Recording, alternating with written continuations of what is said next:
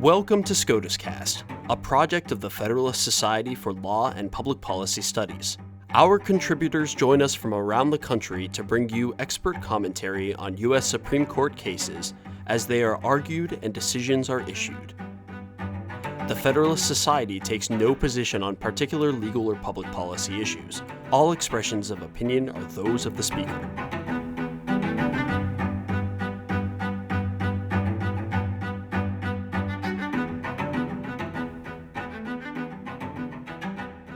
Thank you for tuning in to the October 2021 term of SCOTUScast. I'm your host, Nick Garfinkel, on behalf of the Faculty Division of the Federalist Society.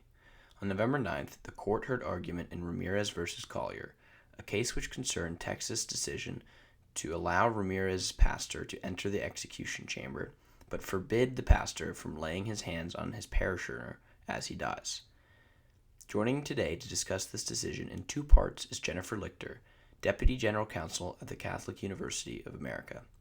Ms. Lichter has served on the Domestic Policy Council in the White House, the Department of Justice, Office of Legal Policy, and is in-house counsel for the Archdiocese of Washington. This episode will begin with coverage of the question and background and proceed in second part to focused analysis of oral argument.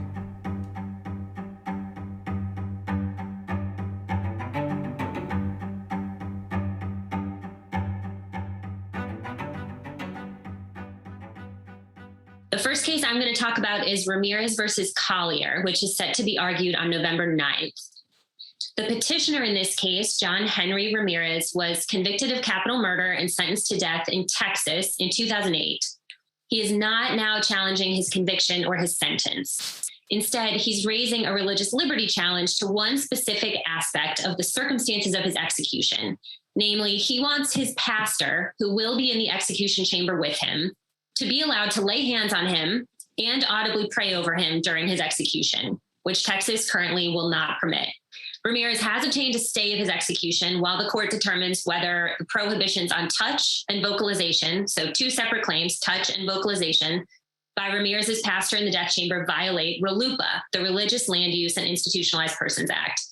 Note that Ramirez had raised a First Amendment challenge to Texas's policy as well, but he effectively abandoned it in his opening brief. So the action in this case really is under RLUIPA.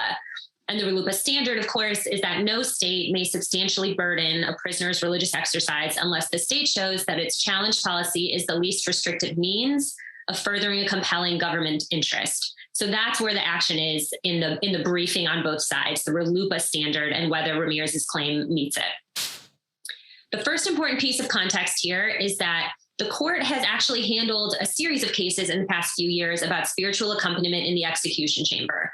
Specifically, those cases were about the presence of a chaplain in the chamber. So this is an issue set that they've been actively working through recently. The first one of those cases was in February 2019, a case called Dunn versus Ray. Alabama had a policy at the time that its own chaplain, a Christian chaplain, could enter the execution chamber, but no other spiritual advisor would be allowed in. A Muslim prisoner who wanted an imam to attend to him challenged the policy, and the court declined to block his execution. But number two, the next month, the court revisited the same issue in a case out of Texas. Texas at the time had a similar policy, which allowed only its own chaplains, Christian or Muslim in Texas, to enter the execution chamber.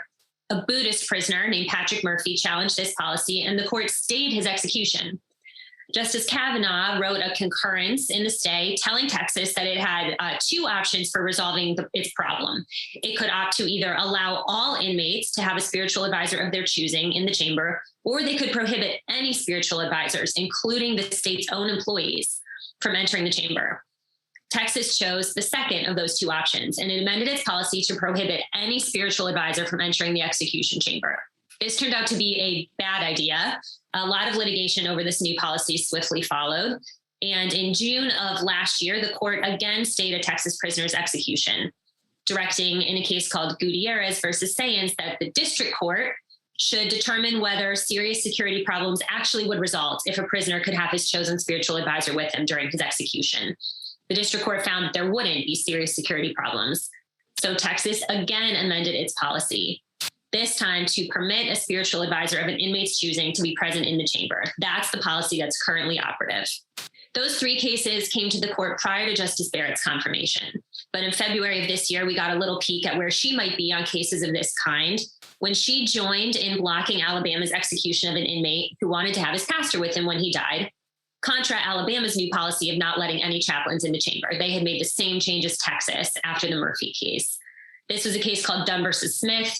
Justice Kagan wrote a concurrence saying the state hadn't met their burden of showing that their policy was the least restrictive means of ensuring prison security. She was joined by the other liberals on the court and Justice Barrett. So just something to keep in mind there.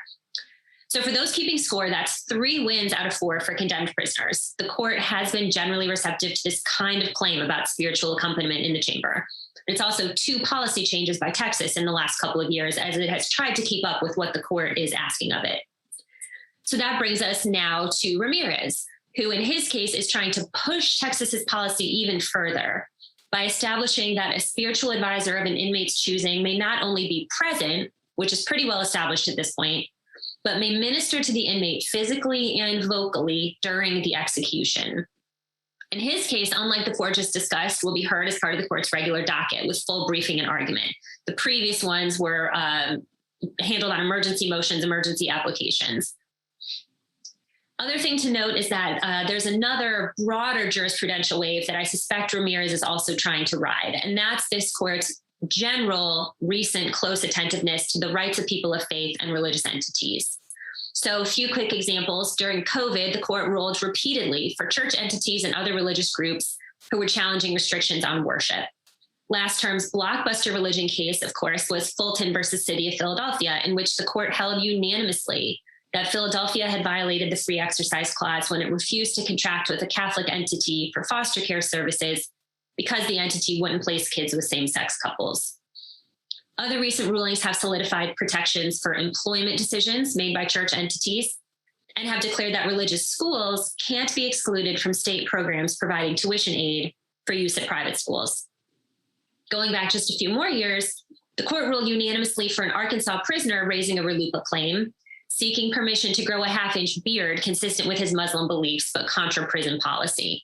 This was Holt versus Hobbs, decided in 2015, and there that unanimous decision for the prisoner came in the face, of course, of the prisons, of the Arkansas prison system's arguments about prison security. So the court has shown itself to be keenly interested of late in taking cases involving religious liberty protections in all different contexts, including in the prison context, and then using those cases to articulate a fairly wide sweep for religious liberty protections. This trend presumably must be very encouraging to potential litigants who are considering raising constitutional or statutory religious liberty claims. Further confirming that Ramirez's case is situated squarely in this line of recent religious liberty cases, or at least that he wants to be situated there. Religious liberty advocates have come out in full force to support him. This is an interesting ideological alignment because, of course, conservative people are often caricatured or characterized, at least, as being pro-death penalty, right? But here you have a lot of what are considered to be conservative religious liberty actors who have filed on behalf of Ramirez. He's gotten a lot more amicus support than Texas has, 10 amici for Ramirez versus just 3 for Texas. And at least half a dozen of Ramirez's amici are well-known religious liberty groups or religious liberty scholars arguing in support of his RLUIPA claim. A final notable amicus here is the United States, which filed as supporting neither party, although really, I think its arguments lend a fair amount of support to Ramirez, particularly as to his audible prayer claim. And specifically, the DOJ clarifies in its brief that in several of the federal executions carried out in the final months of the Trump administration, the inmate's chosen spiritual advisor not only went into the execution chamber, but audibly spoke to and prayed with the inmate inside of it. This is an important clarification because in the proceedings below, I believe that Texas had represented that the federal government did not permit any speech inside the execution chamber. Here, the Justice Department is saying that's actually not correct, as to recent practice at least.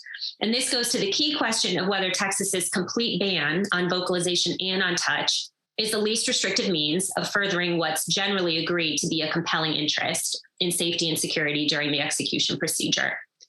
The court has granted the federal government's request for argument time, so they're obviously interested to engage more with the federal government on this point, as well probably as others. So given all of the above, this case seems poised to produce a really fascinating religious liberty decision. sitting as it does at the intersection of religious exercise on the one hand, in a particular context that's caught the court's attention repeatedly in the past couple of years, with the state's strong interest in safety and security in a highly sensitive setting on the other hand. So what is the court going to do? My best guess, my prediction is that the court is going to reject Ramirez's physical touch claim on the grounds that a spiritual advisor's ongoing physical contact with an inmate undergoing execution just carries too much risk of disrupting the carefully choreographed execution procedure. So in other words, I expect that Texas will probably be able to meet its burden of showing that prohibiting physical touch during the execution is the least restrictive means of furthering its compelling interests in a safe and secure execution procedure. But if the court resolves Ramirez's audible prayer claim on the merits, I think he has a good shot at winning that one, given the much lower risk that seems to be presented by vocalization as opposed to touch, and given the favorable comparators for the prayer claim presented by the federal government in particular. But I'm not sure that the court ultimately will rule on Ramirez's audible prayer claim. One of the 4 questions that the court has directed the parties to address in their briefing is whether Ramirez exhausted his audible prayer claim as is required by the Prison Litigation Reform Act, the PLRA. This question of exhaustion, which of course is hotly contested in the briefing, wasn't directly considered by the lower courts. And the Supreme Court may well be loath to render a decision on the substance of a claim about which there's an undeveloped exhaustion question. So my guess is that the court may well remand that claim for further proceedings below. Thank you, Ms. Lichter. This concludes the first segment of Ramirez v. Collier. Now let's move on to a more specific analysis of oral argument. The argument in Ramirez v. Collier, held on November 9th, ran about half an hour over time, and it provides some insights into what the justices seem to be wrestling with as they work to come to a decision in this case and write their opinions. I'll touch briefly on 3 key themes that emerged from the argument. Those key themes are, first, compelling interest, second, least restrictive means, and third, the possibility that a decision for Mr. Ramirez could result in a cascade of similar claims. First, compelling interest. Recall that, as I mentioned previously, Ramirez brought his claim under RLUIPA, according to which a state cannot substantially burden a prisoner's religious exercise unless it shows that its challenge policy is the least restrictive means of furthering a compelling government interest. So given that standard, it's not surprising that one key question explored at length in the argument was how to articulate and assess Texas's compelling interest at stake here. As Justice Barrett pointed out, how you define the compelling interest matters a lot for how the strict scrutiny analysis plays out. Justice Kavanaugh was really the lead interlocutor on this point, I would say, beginning with his questioning of Seth Kretzer, counsel for Ramirez. Kavanaugh posited that Texas would probably define its compelling interest as being in reducing the risk of something going wrong during the execution to 0, or as close to 0 as possible. Ramirez, Justice Kavanaugh said, seems to be saying, look, if you do what I'm asking, there's really still not too much of a risk, so it's okay, it's fine. But the state is saying not too much of a risk is actually not okay. We want the risk to remain even lower than that. And Justice Kavanaugh says the key question is, can we really tell the state that under these highly sensitive circumstances, it has to accept more risk than it's really comfortable with? That its interest in reducing the risk to near 0 actually isn't compelling. Set aside Justice Kavanaugh's definition of the state's interest, or what he understands the state to believe its interest to be, a couple of other definitions were offered too. Ramirez's counsel defined Texas's interest as being in an execution that's done in a humane and safe way. Eric Fagan, who argued for the federal government, said it's in carrying out the execution procedure effectively, meaning making sure it goes correctly for the prisoner, as well as making sure the purposes of the judgment are satisfied. So there are all of these different statements of Texas's compelling interest sort of swirling around during the argument. And Justice Barrett made a point that I think helps illustrate why the definition matters. She says, look, if the prison is permitted to define its compelling interest as wanting a 0% or even a 2% risk, then they've basically won. That's the whole ballgame, because then they can actually keep a spiritual advisor out of the chamber altogether if they want to, since there's just not going to be any less restrictive alternative that will keep the risk that low. The presence of any additional person doing anything will always inherently carry a risk. So her question is Texas allowed to maintain this interest, essentially, in keeping a 0% risk? The DOJ proposes that our LUPA presupposes that you can't ever get to 0% risk on anything. Mr. Fagan didn't really flesh this point out, but I take him to mean there that the whole point of RLUPA is that some requests for accommodation do have to be honored. The prison's just not permitted by the law to say no to every single request, citing its interest in a 0% risk environment. Now, the DOJ agreed that having a spiritual advisor in the execution chamber does create some degree of risk, but he thinks that courts could probably set a minimum bar on risk tolerance. And one place to look in doing that, he says, is the experience of other jurisdictions. So that brings us to the closely related second recurring theme of the argument, least restrictive means. How do we know whether Texas's approach is actually the least restrictive means of furthering its interest, however that interest is defined? Or stated more generally, the question is, what and how many comparators are enough for purposes of the least restrictive means analysis? Ramirez's counsel says, he said repeatedly, hey, just look at Alabama. They have found a way to accommodate similar prisoner requests. And look at the federal government, which was similarly accommodating during the recent batch of federal executions. Justice Kavanaugh is really engaged on this point too, and he says he's struggling with having to tell Texas that they must tolerate a little more risk because one fellow state, Alabama, does. Why can't Texas decide that it doesn't want to tolerate as much risk as Alabama? Can it really be the case, Justice Kavanaugh says, that once you get one state doing something, every other state has to follow? And he says, look, he's a judge. He doesn't know how to resolve this difference in risk tolerance between Texas and Alabama. What's the neutral principle that would allow him to decide whose risk tolerance is right or is appropriate? Here, the DOJ weighs in and suggests that Texas could legitimately decide to tolerate a lower amount of risk than other jurisdictions do, but that the state would need to provide state-specific reasons for justifying its decision not to follow the more accommodating practices of other jurisdictions. And here, the federal government points to Holt versus Hobbs, which looked at the practices of other jurisdictions as a least restrictive means that the state needs to, in Holt's words, give persuasive reasons why it can't follow. Justice Kagan later revisits Holt versus Hobbs as well, and she glossed it as saying basically, okay, state, Texas, look around at other states and see what those other practices are. And to the extent that most other states or many other states can deal with security interests in a way that also respects religious interests, then a court can basically say, why can't you do that too? That's Justice Kagan's read on Holt versus Hobbs. But of course, here we don't actually have data points from most other states or even many other states. We really just have Alabama and the federal government. So I think this is going to be a really interesting question to watch for in the opinion ultimately regarding whether just one or two comparators who handle things differently is sufficient to provide a less restrictive means that can require a state to change its behavior. Third recurring theme, as I said, was the this possibility hanging over the justices that a ruling for Ramirez could result in just a cascade of similar claims from condemned prisoners. I thought you could really hear some weariness from some of the justices as they grappled with this claim and as they expressed concerns about what Justice Alito called a potential unending stream of variations in future claims that might come before the court.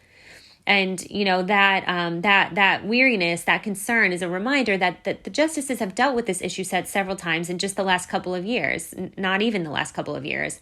And they seem to be sensing that this current case is not going to be their last. Justice Kavanaugh even says plainly, if we rule in Ramirez's favor here, this is going to be a heavy part of our docket for years to come. And to be clear, Justice Kavanaugh and no one else is suggesting that would be a reason not to rule for Ramirez if that's where the law ultimately leads. As he says, we'll deal with those future cases as they come. But it is obviously something that's on their minds as they think about how to shape their opinion. What the justices are anticipating here specifically is that prisoners are inevitably all going to want slightly different things. There was some discussion early in the argument about what exactly Ramirez is asking for here in his touch claim.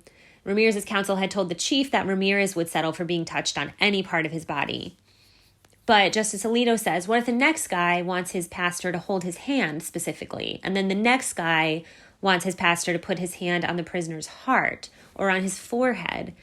We're going to have to go through the whole of human anatomy, Justice Alito says, as the requests for accommodation change slightly every time.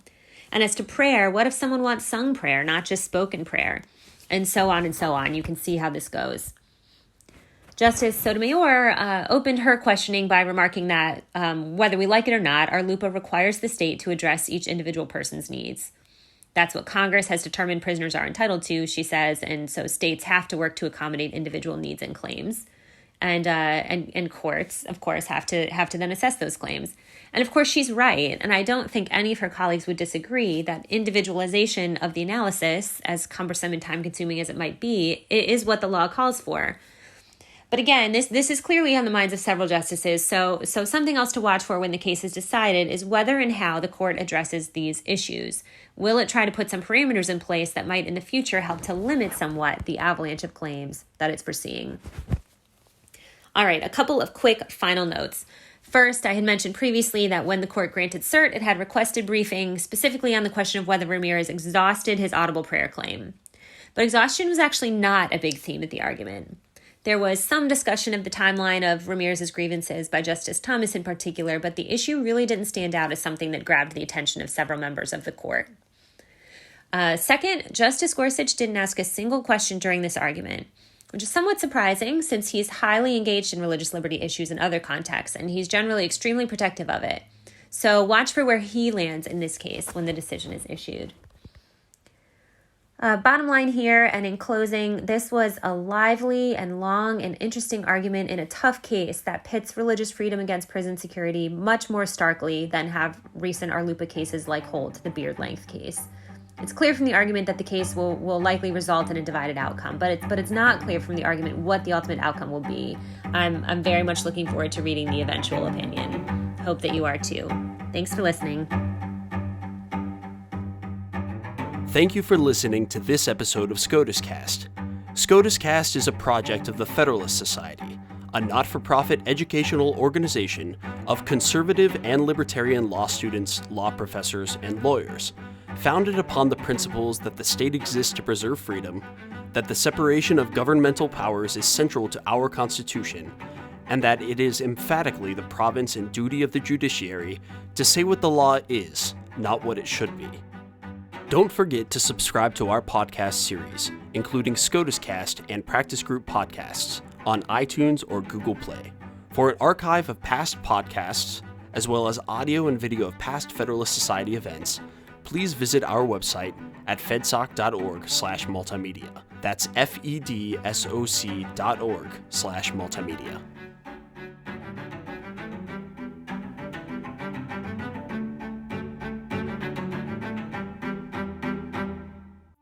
This has been a FedSoc audio production.